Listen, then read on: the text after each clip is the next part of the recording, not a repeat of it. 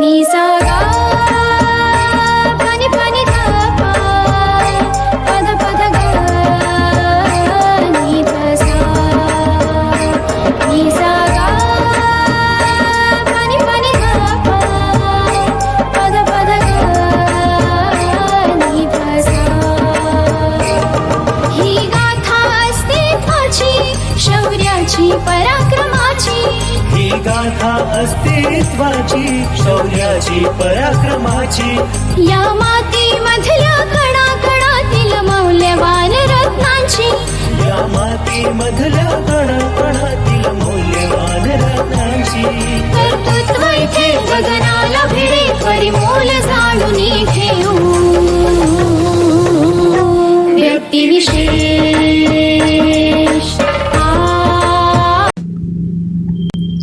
नमस्कार. Spectrum academy पुरस्कृत radio MPSC गुरुमध्ये मी तेजल तुमच्या सगळ्यांचं व्यक्तिविशेष या सत्रात सहर्ष स्वागत करते. आज गरवारे उद्योगाचे संस्थापक आबासाहेब गरवारे यांचा जन्मदिन. त्यांचे संपूर्ण नाव भालचंद्र दिगंबर गरवारे, पण ते आबासाहेब गरवारे म्हणूनच ओळखले जायचे.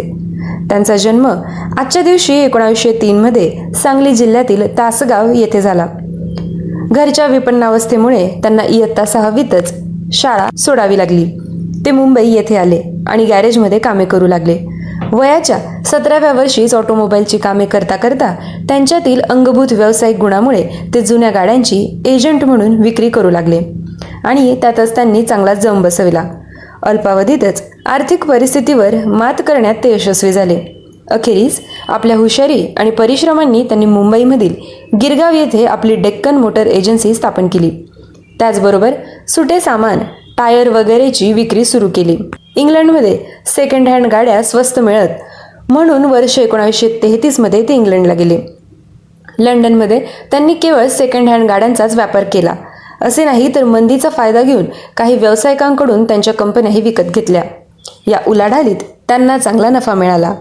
त्यांनी प्लास्टिक उद्योगात प्रवेश केला तेव्हा यातही आपले व्यवसाय कौशल्य सिद्ध केले आणि प्लास्टिक उद्योग एक आगामी उद्योग म्हणून ठरवला. त्यावेळच्या महायुद्धाच्या पार्श्वभूमीवर व्यवसाय सुरू करताना नौदलासाठी प्लास्टिकची बटणे तयार करण्यास सुरुवात केली. प्लास्टिक व्यवसायात नायलॉन यान, nylon bristles, fishing net, polyester films, synthetic ropes, plastic injection moulding आणि ब्लो मोल्डिंग इत्यादी प्लास्टिक उद्योगाशी संबंधित अनेक वस्तूंचे त्यांनी उत्पादन सुरू केले. महात्मा गांधींच्या स्वदेशी आणि कामगार रहित या विचारांचे ते समर्थक होते. अत्यंत कष्टातून ते वर आले होते, त्यामुळे सामान्य कामगारांबद्दल त्यांना सदैव सहानुभूती होती. त्यांनी मिळवलेल्या धनातील मोठा हिस्सा सार्वजनिक संस्थांना, विशेषतः शैक्षणिक कार्यासाठी त्यांनी खर्च केला. शाळा, महाविद्यालय, प्रयोगशाळा, ग्रंथालये, व्यायामशाळा इत्यादींसाठी त्यांनी अनेक देणग्या दिल्या.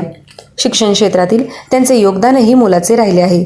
त्यांच्या प्रयत्नांमुळे मुंबई विद्यापीठांतर्गत university of career education development आणि महिलांसाठी सांगली येथील श्रीमती मथुबाई गरवारे महाविद्यालय उभारले गेले.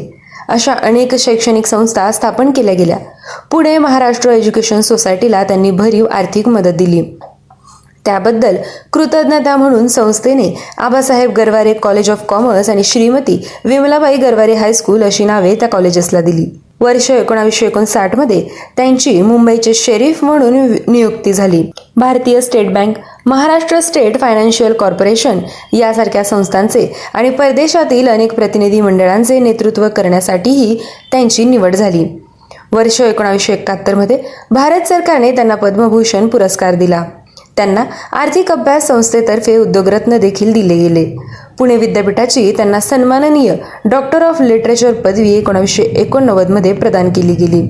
भारतीय डाक विभागाने 2004 मध्ये त्यांचे टपाल तिकीट जाहीर केले. मुंबई गुजराती, पारसी, मारवाडी उद्योगपतींचा वरचष्मा असलेल्या काळात पहिल्यांदाच एक मराठी माणूस आपल्या व्यवसायाच्या निमित्ताने छाप पाडत होता. जॅग्वार आणि लॅगनडॉस सारख्या परदेशी बनावटीच्या गाड्या युरोपातून आयात करणारे गरवारे यांना एकदा प्रत्यक्षात तिथे जाऊन ते मार्केट पाहण्याची इच्छा होती आणि अर्थात सेकंड हँड गाड्यांच्या उद्योगांसाठी ते लंडनला गेले. नफ्यापेक्षाही इंग्रजांच्या गुलामीत अडकलेल्या भारतातला एक उद्योगपती त्यांच्या देशात येऊन त्यांच्याच कंपन्या विकतोय हे पहिल्यांदाच होत होतं. भारतातील उद्योगपतींनी मालक होण्यापेक्षा कंपनीचा ट्रस्ट म्हणून काम पाहावं हा संदेश आबासाहेबांनी तंतोतंत पालन केला. 74पेक्षाही जास्त ट्रस्ट बनवून त्यांनी शाळा, महाविद्यालय, प्रयोगशाळा, ग्रंथालय, व्यायामशाळा इत्यादींसाठी देणग्या दिल्या. त्यांच्या स्मरणार्थ पुण्यातील डेक्कन जिमखाना येथे उभारलेल्या पुलाला देखील त्यांचेच नाव देण्यात आले आहे. 2 नोव्हेंबर 1990 रोजी त्यांचे निधन झाले. पुढे त्यांच्या जन्मशताब्दीनिमित्तच भारतीय डाक विभागाने त्यांचे टपाल तिकीट जारी केले होते. गॅरेजमध्ये काम करणारा माणूस एक प्रचंड मोठा उद्योग समूह उभारू शकतो आणि फक्त पैशानेच नाही तर कर्तृत्वाने देशाच्या अर्थव्यवस्थेमध्ये मोठा वाटा उचलण्याची ताकद निर्माण करू शकतो, हे आबासाहेब गरवारे यांच्याकडे पाहून वाटते. आज त्यांच्या जन्मदिनी आबासाहेब गरवारेंना विनम्र अभिवादन.